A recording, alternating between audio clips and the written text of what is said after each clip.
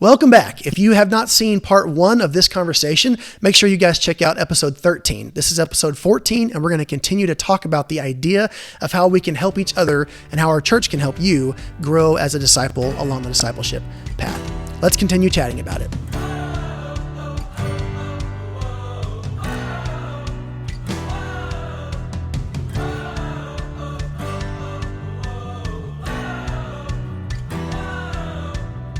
Welcome to Clear Creek Chat. That's Chat with 2 T's because this podcast is coming to you from Chattanooga, Tennessee, and is a ministry of the Clear Creek Church of Christ. In each episode, we gather together, a couple of our friends, to talk about issues that touch our lives personally, but also have a broader implication for the kingdom of God. My name is Mitchell Halstead, and again, I'm joined by my friend Evan Aldridge, our adult discipleship minister, and we're going to continue the conversation regarding discipleship paths and growth tracks and how our church wants to help people become the very best disciple that they can be. Yes. So before we jump into the second round here, Evan, can you give us a 30-second snapshot of what we had discussed last week that led us to the conversation today? We talked a lot about football, so that's obviously really important. So we talked about the idea that as we are trying to follow Jesus and trying to do that to the best of our ability, we want to come up with a way to make that as simple as possible. And so we are working through this idea of having a discipleship path, which just takes the core things that made up who Jesus was, the things that he did, and kind of boils them down for us to make them tangible and to make them as simple as possible to follow. And we also talked about the idea that they could be easily communicated to someone that maybe you're discipling. Absolutely. If someone asks you, tell me about Jesus, you could say, here's what it looks like to follow him. Cool. So there's also a concept that we're working on that is more focused on kind of the nitty-gritty detail elements of this. We're calling it the growth track. So why do we have a growth track? That's a great question. So you think about a path, right? We'll continue along with that metaphor. So you have a path in the woods, and it's great, and you're walking. But a long time ago, people realized that, hey, on these paths, if we put things to make us travel faster, if we put things in place to make that journey a little more smooth, then we're going to do that. And lo and behold, we had the railway system across the United States. And so the idea of a growth track is to help us follow the path better, to make it easier, to make it more streamlined. And so if the path, if that's the things that we are doing, our growth track is our specific way at Clear Creek that we want to help our church family follow the path. That's awesome. It sounds like in part what we're trying to do is help people learn how to build healthy habits of a disciple in the real tangible sense. And my fellow youth minister and I are both reading books about habits right now. And one thing that I read, and I've heard this before, but anytime you hear it again, you're like, oh man, that's such a great concept, was the idea that whatever it is that you do currently is really just the product of the habits that you've adopted. And you can say to yourself all day long, oh man, I really want to lose some weight. And you can think that's a great idea. And you can even have a plan. But if you haven't actually put into practice the habits of diet and exercise, for instance, then you're not going to achieve the goal just by thinking it's a good idea. The same way, I suppose, we can think all day long that being like Jesus is a good idea. But if we're not practicing the habits of worshiping and studying and praying and the various things that we would talk about in a growth track, then we're not going to move that direction, right? Absolutely. And I think what we get to do as ministers is we hopefully get to try to take a lot of the guesswork out of that, right? There are, what is the phrase there? There's lots of ways to skin a cat. Isn't that the phrase? It's such a weird. Is, but it's scary and strange. It's very strange. But apparently there are many ways to do that terrible thing. How many people are out there doing that? I don't know. I don't even like cats. Let's move on. But the idea of the growth track, this is going to be a great transition. Yeah. The idea of the growth track really is that we as ministers, as pastors, can hopefully take the guesswork out of that for our people, because as this is our job, we do have time to think about these things, to talk to people who are a lot smarter than we are, and see what has worked in the past. And so we want to make sure that we can give our church family ways to follow Jesus that are actually going to be accomplishing that goal. Sure. And a growth track, correct me if I'm wrong, is supposed to be highly actionable. These are things that you could turn around and go and do. Again, practices, habits that you could just begin to work on if you're willing. Okay. So what are some of the things that we might hear about within a growth track? And again, let's preface this by saying that some of this is a work in progress and it's not finished yet, but I know you've been working on it. So what are some of the things we might hear about? Yeah. So again, when you look at the life of Jesus and you try to kind of break it down to the core of who he was and what he did, you're going to see the fact that Jesus was, he knew God, right? He had this intimate relationship with his Father.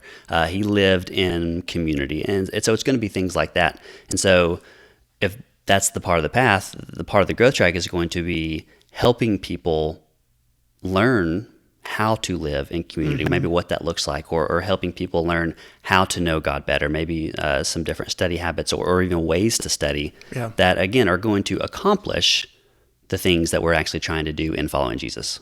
Would it be an oversimplification to say that the discipleship path functions as the what and the growth track would be more of the how? Yeah. A little bit? Yes. That is not an oversimplification. That is a correct. I would say that is very This is correct. A football example. Very good. Okay, so again, we haven't laid out all of the different things, but I know some of those are going to be things that might be specific to like our Clear Creek community. But isn't it possible that you could accomplish, journeying down the path without necessarily doing things the way that Clear Creek Church is going to suggest that one person might do them? Yeah, absolutely. We have not cornered the market on how to follow Jesus in any way, shape, or form. So isn't the idea of presenting a list is the wrong word, but a collection of ideas and notions on how a person could follow the path, isn't that inherently restrictive in some ways?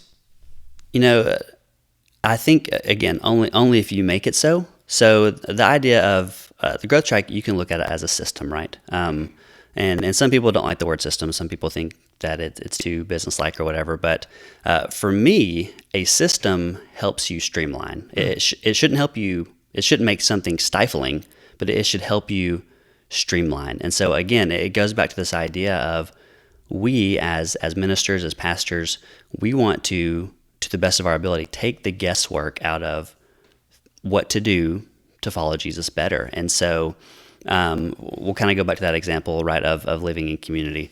And so can you live in community the way that Jesus did by not being a part of one of our groups at Clear Creek? No.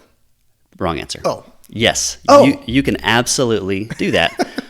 But we know that if you are a part of a healthy group at Clear Creek, you will be living in community the way that Jesus did. So again, it's not this idea of we're not trying to tell people this is the only way to follow Jesus. We're just saying we know that these are proven, simple ways, and we want to spend our time helping you learn how to do those ways because we know they work.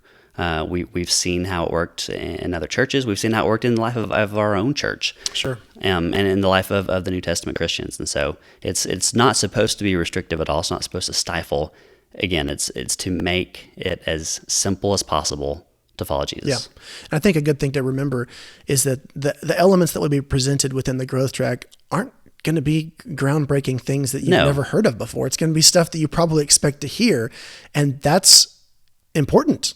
Because the things that have been practiced by Christians for the last 2,000 years have been effective at perpetuating the faith and making more disciples. Now, just because it's a common thing doesn't mean we all do all of these things. And that's the biggest part of it is, you might know that having an engaged prayer life is good, but are you doing it? Is that a part of your life like it was clearly for Jesus? So as we look at his life, and that's where all of these things have come from and examples from the New Testament, part of what you said was we know that these will work. And it's not just we know them because we've seen examples within the Clear Creek family. We know the things that will be presented within the growth track will work because we've seen examples of it for centuries and within the biblical example itself. So that's probably something we need to make sure and keep in mind there. So let me kind of start to wrap up this conversation by just asking you, who is this growth track for? We know everybody that's a disciple is on the discipleship path. And yeah, everybody that is a disciple needs to grow, but is this like an introductory thing for a baby Christian, or is it for more than that, the growth track? I would definitely say it's for more than that, because if you listen to our last podcast, we had that example about hiking, right? And the things that you're going to be doing as you hike. The things you do never change, but the way that you do them, the efficiency with which you do them, they do change. And so, we'll continue to use the example of community, right? When you first start out, you're probably just going to become a part of it and commit to a community, a group of people that you're planning to do life with, right? And so as you continue on, then you're going to start to take more ownership. And as you continue on, you're hopefully going to take even more ownership and maybe even lead that. And then as you move forward, you're going to help someone else lead that. And then you may move on and do something else. And so when we think about the growth track, it is continuing like a track, like a train. It is continuing to move forward. And so again, you're not going to stop doing those basic principles, but hopefully the way that you do them, the commitment with which you do them, continues to grow. Yeah, and the depth with which you engage and understand For sure. the things you're doing. So let's say that you've been a Christian for 40 years. You're 60 years old, and you've been at this game for a while, and you would probably consider yourself to be fairly mature. Where's the value in the growth track for you? Well, I would say that Jesus, probably the most spiritually mature person ever, because he was kind of God. Remember, we are taking these things from his life. True. And so if he is at the pinnacle of spiritual maturity, the whole idea is to be Christ-like, and he is Christ. And we're taking the things from his life. If they were, if he thought that they were good things to do, it is probably, enter sarcastic tone here, is probably a good idea for us to do those as well. And so I think that the whole spectrum, right? Whenever he first called somebody to be his disciple, they were doing the same things that Jesus was doing, who is obviously on the furthest end of the spectrum. So you have that entire Christian for 2 seconds, actual God, still doing the same things. Yeah. Some of the people that I respect the most in life generally are those that are older, more mature Christians, or at least that have been in this for a while longer, but who still to this day humbly approach the idea of discipleship from the idea that there's definitely more to learn. Right. Even grandparent aged people who daily study their Bible that they've read 100 times, because they know they're going to find something or gain some insight that they haven't yet seen before. And they continue to be part of spiritual communities and to serve, because they all know the path isn't over, I guess, until you're dead. Right. And you might as well keep taking steps along the way the entire time. Now, I know this idea of the growth track is eventually going to be something that you could go and like participate in like a training session for. And again, how all that works, we're working on it right now. But is part of the idea that if you feel like you are particularly in need of some training in one particular area, could you just go to like a certain segment of it? I don't know if we want to get too much into the weeds here or not.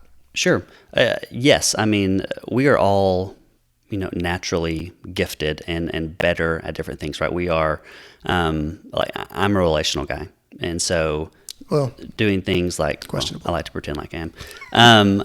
So living in community is super simple for me, right?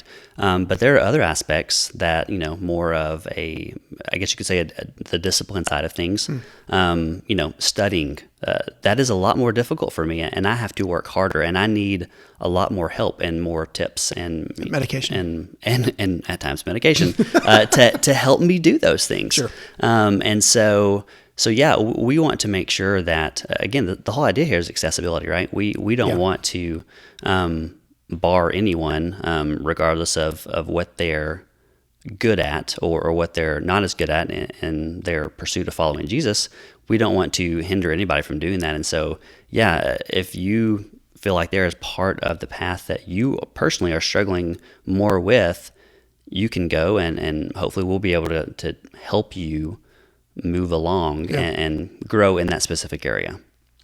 Yeah, I'm thinking about all of this kind of together, the previous episode's content and today's content. It sounds like as a church, and again, we're not unique to this, but our church does desire to help lay out the path, or at least to outline the path and kind of show you, if you want to walk like Jesus walked, here are the things that he did.